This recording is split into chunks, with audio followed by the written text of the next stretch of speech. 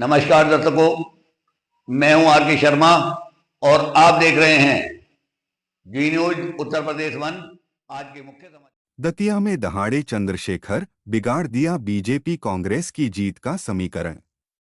Datia Madhya Pradesh Azad Samaj party की एक आम सभा किला चौक पर हुई, जिसमें उपचुनाव में अपने प्रत्याशी दामोदर यादव के पक्ष में पार्टी संस्थापक चंद्रशेखर आजाद ने भारी जनसमूह के बीच दहाड़ते हुए बीजेपी व कांग्रेस को निशाने पर लिया।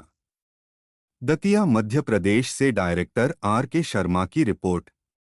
अगर सच्ची हो तो रास्ते हजार होते हैं और तमन्ना अगर झूठी हो तो बहाने हजार होते हैं। आपकी तमन्ना सच्ची है, आपकी तमन्ना सच्ची है। आप यहाँ नेता निर्माण करना चाहते हो। आप चाहते हो कि विधानसभा में आपकी गूंजती हुई आवाज हो, जो आपकी तरफ उठने वाली हर अन्याय की आवाज का मुकाबला असेंबली में सीना तान के करे, डंके की चोट पे करे। ये आप लोग चाहते हो।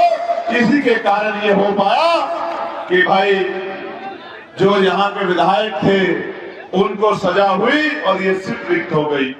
कि जिस बाबा साहब के बारे में एक शब्द नहीं सुन सकते हैं, उस बाबा साहब, उस महापुरुष की मूर्ति को किस तरह अपमानित करके वहां से हटाएगा। आज भी वो दर्द मेरे दिल में जिंदा है। आप और मैं जानते हैं इस बात। और सिर्फ यही नहीं, किस तरह बाबा साहब की फोटोएं जलाई गई और जलाने वाले लोगों का संरक्षण इस सरकार ने किया।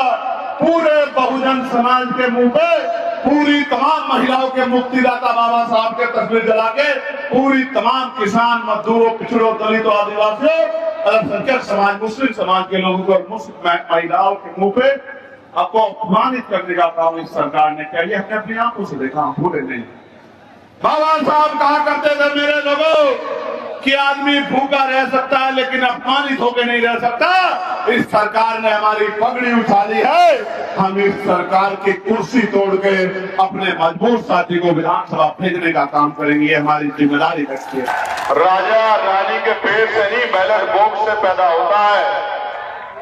और ये बड़े बड़े कुर्ते लोग लेकर चश्मे लगा लगा के मेरे लोगों के बीच में जाना पड़ेगा। मेरी माँ बहनों के पैरों में बैठ के आशीर्वाद लेना पड़ेगा मेरे बुजुर्गों से। समय आने दो आपको और आपके परिवार के और लोगों को, जो आपने कारनामे किए पिछले कुछ दिनों में। अगर सूद समेत आपका हिसाब चुकता नहीं किया तो मेरा नाम चंद्रशेखर आजाद नहीं। मेरी बात को आप समझ गए हो ना? समझे नहीं समझे? एक और बात, ये लोकतंत्र है। ये लोकतंत्र, इसकी असली ताकत आपको अगले 20 दिन देखने को मिलेगी। जिसकी गाड़ी आपके मोहल्ले में नहीं जाती है, जिसको बदबू आती है आपसे, जो आपकी चोटी काटता है, जो आपको कथा से उठा देता है, जो आपके बच्चों का कत्ल करता है, वो भी आपकी गलियों में आएगा, आपके पैरों में हाथ डालेगा, आपके बीच बैठ के रोटी खाएगा। मेरी माँ से अपने सिर पे हाथ रखवाएगा और कहेगा मुझे आशीर्वाद दे दो, मैं आपके दिन बदल दूंगा। आप अपने मेरे लोगों के दिन नहीं बदलोगे।